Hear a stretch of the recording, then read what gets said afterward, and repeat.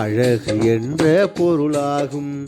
செய்யுளை சொல்லாலும் பொருளாலும் அழகு செய்வர். செய்யுளை சொல்லாலும் பொருளாலும் அழகு செய்வர். அணி என்ற சொல்லுக்கு அழகு என்ற பொருளாகும். மயில் போல ஆடினால் மீன் போன்ற கண்களாம். மயில் போல ஆடினால் மீன் போன்ற கண்களாம்.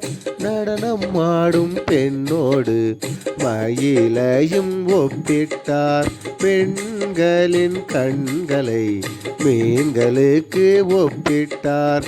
இவ்வாறு ஒப்பிட்டு கூறப்படும் பொருள்களை இவ்வாறு ஒப்பிட்டு கூறப்படும் பொருள்களை ஓமை அல்லது உவமானம் என்கிறதே இலக்கணமும். ஓமையால் விளக்கப்படும் பொருளே தானே உவமானம். அணி என்ற சொல்லுக்கு அழகு என்ற பொருளாகும்.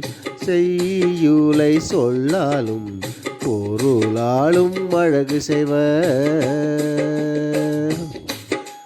அகழ்வாரை தாங்கும் நிலம் போல தம்மை. அகழ்வாரை தாங்கும் நிலம் போல தம்மை. இகழ்வாரை பொறுத்தல் தலை என்கிறதே திருக்குறளும். பூமி தன்னை தோண்டுவரை பொறுப்பது உவமையாம்.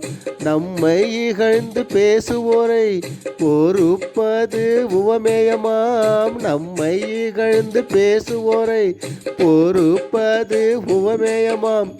ஊமையும் ஊவமேயமும் வந்து ஊம உருபுதான்.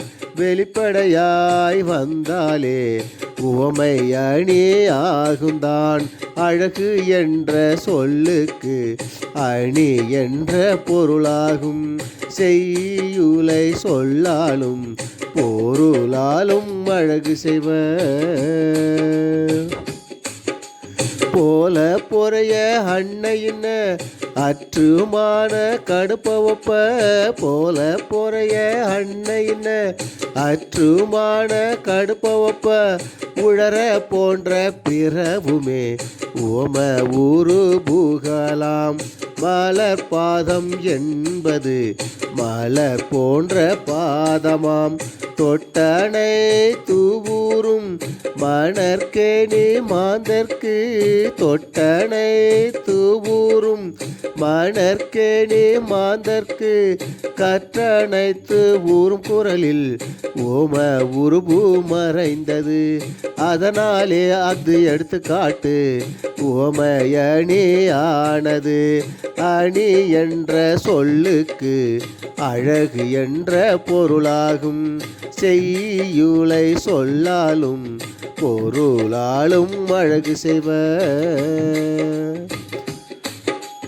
இல் பொருள் ஓமையணி என்னவென்று பார்த்திடுவோம். இல் பொருள் ஓமையணி என்னவென்று பார்த்திடுவோம். மாலை வெயில் மழை தூறல் பொன்மழை போல் தோன்றுவதும். காலையது கொம்பு மூளைத்த குதிரை போல் பாய்வதும். பொன்மழை பொழிந்தது போல் கொம்பு முளைத்த குதிரை போல். பொன்மழை பொழிந்தது போல் கொம்பு முளைத்த குதிரை போல். பொன்மழையும் பொழியாது கொம்பு முளைத்த குதிரை ஏது. இவ்வாறு உலகில் இல்லா உவமையே இல் பொருளாம். இவ்வாறு உலகில் இல்லா உவமையே இல் பொருளாம். அணி என்ற சொல்லுக்கு அழகு என்ற பொருளாகும். அணி என்ற சொல்லுக்கு அழகு என்ற பொருளாகும்.